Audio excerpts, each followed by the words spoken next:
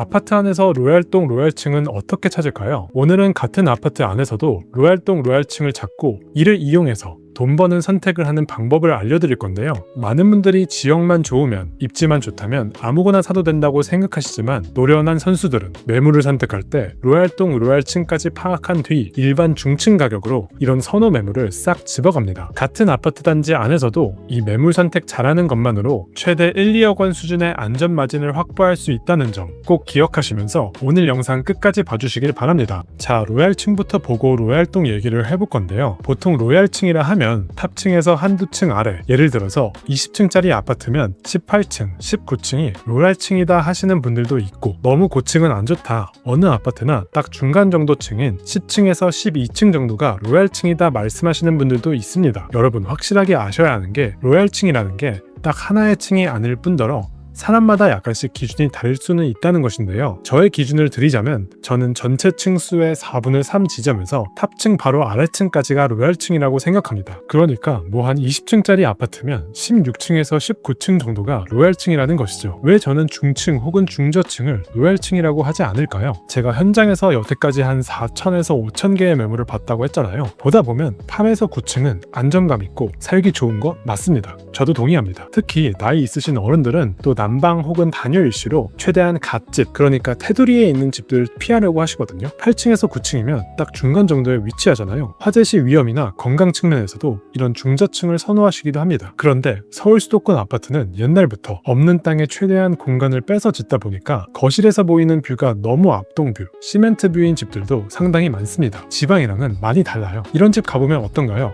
무지 답답합니다. 제가 여러분들에게 15억 미만의 내 집 마련을 할 때 가장 중요한 한 가지가 뭐라고 했죠? 네, 황금성이었습니다. 제가 말하는 4분의 3 지점쯤으로 올라가면 절대적 높이 때문에 트인 하늘이 보이기 시작하고요. 이게 집에 들어갔을 때 들어오는 채광이나 개방감이 중층과는 정말 다릅니다. 이 딱 집에 들어왔을 때 그 느낌, 환하고 생기있게 보이는 그 느낌이 여러분이 나중에 갈아타게 하실 때 그 집이 팔리게끔 하고요. 특히 젊은 분들, 여자분들은 안정적인 층보다도 밝고 쾌적한 집을 더 선호합니다. 이런 트윈 뷰를 가진 집에 살아보신 분들은 이런 집만 또 찾거든요. 저 역시도 그렇고요. 이러한 측면에서 저는 안정적인 중층, 당연히 좋지만 진짜 로얄층은 전체 층수의 4분의 3 지점에서 탑층 아래층까지를 로얄층이라고 보는 것이죠. 자, 이제 이쯤 되면 댓글에 이렇게 말씀하시는 분들 분명 생깁니다. 고층, 건강에도 안 좋고 화재 나면 위험하다. 아니 왜 탑층은 빼냐? 탑층은 층간소음도 없고 너 말대로라면 뷰도 제일 좋지 않냐? 신축 탑층이 최고다.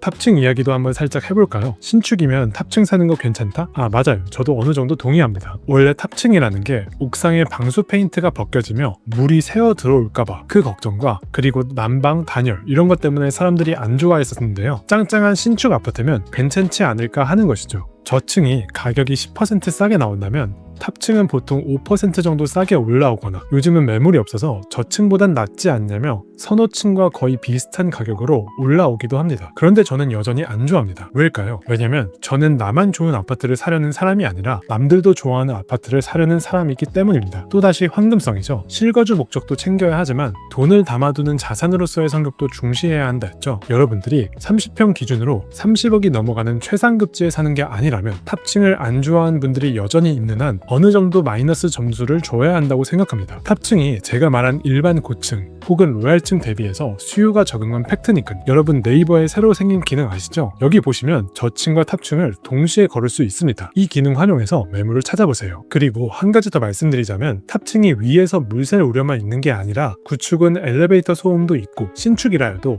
단열 등 이슈는 어쩔 수가 없습니다. 신축이라 해도 날림으로 지은 아파트 정말 많거든요. 그러면 신축이 무슨 소용이겠습니까? 그래서 안전빵으로 탑층과 뷰는 거의 차이가 없는 탑층보다는 한 층 아래, 두 층 아래 정도를 저는 로얄층으로 판단하는 것이죠. 자금이 모자르시지 않는 한 저라면 어떻게든 이 네이버 기능으로 매물을 뒤져서 탑층 아닌 일반적 중고층 매물을 찾을 것 같습니다. 자, 이제 더 중요한 로얄동 이야기를 해볼 건데요. 넘어가기 전에 제가 고정 댓글로 신혼부부가 생애 최초 대출 받아서 서울 아파트 내 집 마련 성공한 사례를 정말 실제 종잣돈과 예산, 대출 원리금까지 다 공개해서 알려드리는 영상 남겨둘 테니까요. 오늘 로얄동 로얄층 영상 끝까지 보시고 고정 댓글에 있는 영상까지 꼭 마스터하셔서 따라서 남들 어영부영하며 선호도 낮은 아파트들 선택할 때 여러분들은 같은 돈으로 더 좋은 아파트, 돈 버는 내 집 마련 성공하시기 바랍니다. 오늘도 문제 하나 풀고 이어갈 건데요. 이거 까먹으셨는지 복습 하나만 하겠습니다. 바로 3초 안에 튀어나오셔야 합니다. 주택담보대출 1억에 한 달 원리금 얼마라고 했죠? 네, 50만원 혹은 보수적으로 55만원이라 했죠. 구독자분들은 귀에 딱지가 생기도록 반복했습니다. 이것처럼 오늘도 여러분들이 외우시면 좋은 거 문제를 통해 알려드리겠습니다. 사람들이 걸어가는데 불편함을 느끼는 거리는 몇 미터부터일까요? 아침에 지하철역이나 버스 타러 가시는 길을 잠시만 생각해보세요.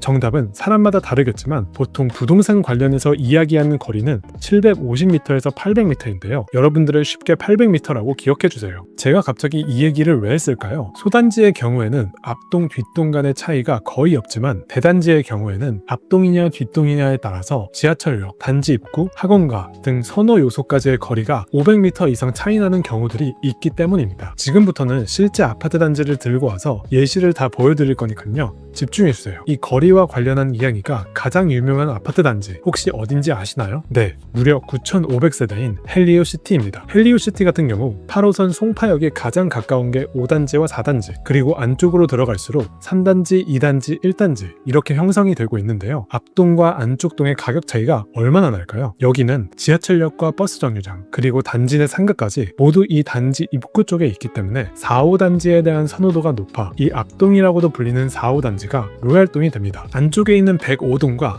역 앞에 있는 403동 사이 거리를 재보면 딱 800m 정도가 나오는데요. 이 800m라는 거리, 제가 앞에서 사람들이 걷기 부담스러워하는 거리라고 말씀드렸죠. 이게 하나의 단지여서 안쪽 동이지, 생각해보면 초역세권 아파트 대신 그 뒤에 단지, 또 그 뒤에 있는 단지를 사는 효과입니다. 그래서 이 앞동과 뒷동의 가격 차이가 최대 2억까지도 벌어지기도 하고요. 엄청나죠? 10분이 뭐가 대수냐, 다 잘 걸어다닌다 하시는 분들도 물론 있습니다. 하지만 출퇴근 시간이라고 생각해보세요. 저희가 아침에 아무리 빨리 준비해도 여유롭게 회사 가기 힘들다는 거 너무 잘 아시잖아요. 매일 아침 남들보다 7, 8분을 추가로 걸어야 하는데 이건 퇴근 시간에도 마찬가지고 잠깐 편의점에 뭘 사러 나갈 때도 마찬가지입니다. 게다가 이 거리를 유모차를 끈다고 생각해보세요.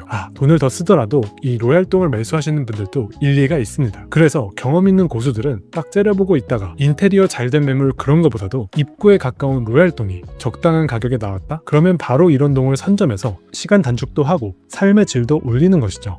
헬리오시티에서는 지하철역과 버스 정류장, 단지 내 상가가 다 단지 입구 쪽에 있어서 입구 쪽 동들이 로얄동이었지만 이 정도까지 규모가 크지 않은 대부분의 아파트들은 선호 요소까지의 거리가 비슷합니다. 그래서 주로 트윈뷰가 나오는 동이 로얄동이 되는 경우가 많고요. 그 트윈뷰라는 게 꼭 한강뷰 같은 S급 뷰가 아니더라도 서울의 주요 천이나 공원을 굽어보는 멋진 뷰가 나온다던가 아니면 특이하게 단지 중앙통로로 시원한 뷰가 펼쳐지는 동이 로얄이 될 수 있습니다. 반면 어떤 아파트는 학군지에 있어서 학원가와의 접근성이 가장 용이한 동, 혹은 거실 쪽으로 초등학교 뷰가 나와서 뷰도 트이고 아이들 초등학교 가는 길이 보이는 동이 로얄동으로 꼽히기도 하고요. 지하주차장이 연결된 동이 몇 개밖에 없다면 그 연결된 동들이 로얄동이 될 수도 있습니다. 추가로 개포나 과천처럼 신축 대단지가 많은 곳에서는 단지 내의 우수한 커뮤니티 시설과 가장 가까운 동을 로얄동으로 뽑기도 합니다. 중요한 건 뭐든 간에 이 아파트에 살러 오는 사람들이 무엇을 원해서 오는지가 로얄동을 결정하는 주요 요인이라는 사실입니다. 자, 그럼 이런 식으로 주요 요소와의 거리를 통해 로얄동이 정해진다는 건 알겠는데 나는 돈이 없어서 로얄동을 못 사는데 이걸 어떻게 내 상황에 적용해야 할지 궁금하시죠? 이것도 상황마다 두 가지로 나눠볼 수 있습니다. 내가 만약에 예산이 너무 타이트하다. 지금 나는 동작구 언덕 위 아파트에 살고 있고 이번 기회에 갈아타기로 상급지, 평지에 있는 아파트로 무조건 들어가고 싶다. 심지어 배우자는 직장이 역삼역이라 가깝고 본인은 재택근무여서 비로얄동이어도 단지 입구까지 10분이 걸려도 상관없는 경우, 그렇다면 상급지 갈아타기에 입각해서 예산 내에서 최대한 좋은 단지로 이동하는 것을 목표로 오히려 전략적으로 1단지나 2단지의 매물을 비로얄동이니까 더 싸게 해달라며 최대한 가격 조정을 해서 매수할 수 있겠습니다.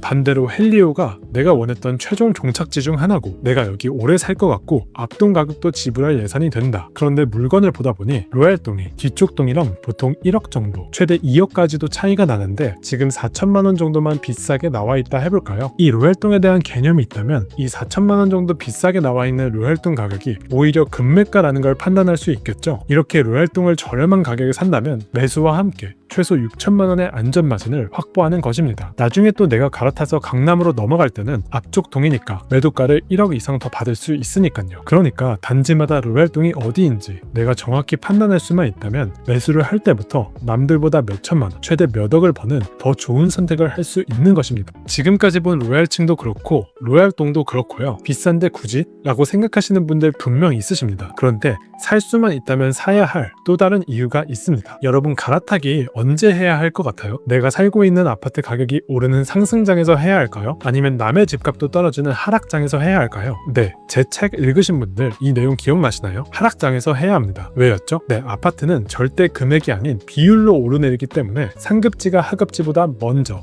오래 많이 오르기 때문이라고 말씀드렸죠. 쉽게 말해 상승장에서는 차이가 벌어지고 하락장에서는 그 차이가 줄어듭니다. 문제는 하락장에서는 동네에서 거래를 주도하는 대장주라고 할 수 있는 아파트 위주로만 거래가 되고요. 이런 대장 아파트, 생활권 내에서 선호되는 아파트가 아니라면 단지 내에서 선호동, 선호층이어야만 거래가 됩니다. 그러므로 내가 사는 실거주 측면에서도 이런 로얄동, 로얄층이 중요하지만 어쩌면 5년에서 7년 뒤 갈아타기를 하기 위해서라도 최대한 로얄동, 로얄층으로 붙는 게 중요하다는 것이죠. 지금 여러분들은 여러분들이 그 집에서 평생 사실 것 같지만 한 집에서 서울 수도권 평균 거주 기간이 7, 8년밖에 되지 않습니다. 생각보다 짧죠? 지금 와닿지 않으실 수 있지만 살다 보면 아이가 생기고 자녀분들이 자라나면서 평수 때문에 혹은 교육 때문에 혹은 내 직장 때문에라도 이사를 해야 할 일들이 생기거든요. 그렇기 때문에 평당 1억 이상의 최상급지에 도달할 때까지는 항상 갈아타기를 염두에 두시고 매물을 고르시기 바랍니다. 자, 오늘은 로얄동과 로얄층에 대한 이야기를 해봤는데요. 사실 오늘 어떤 단지, 어떤 매물을 골라야 하는지에 대해서 한 30%밖에 얘기 안 한 거거든요. 다음 주에 더 중요하고 뾰족한 이야기를 이어서 진행할 예정이니까요. 구독, 좋아요, 알림 설정 해주시고 매주 올라오는 이런 돈 버는 내 집 마련 꿀팁들 배워서 꼭 써먹으시길 바랍니다. 내 집 마련 관련해서 혹은 생애 최초 대출 관련해서 아직 고민 있으신 분들 서울 한복판에 생애 최초 대출로 내 집 마련 성공한 신혼부부 사례를 고정 댓글로 남겨드리니까요. 꼭 읽어보시고 그대로 따라만 하시고요. 삶은 부동산 오픈 채팅방 오시면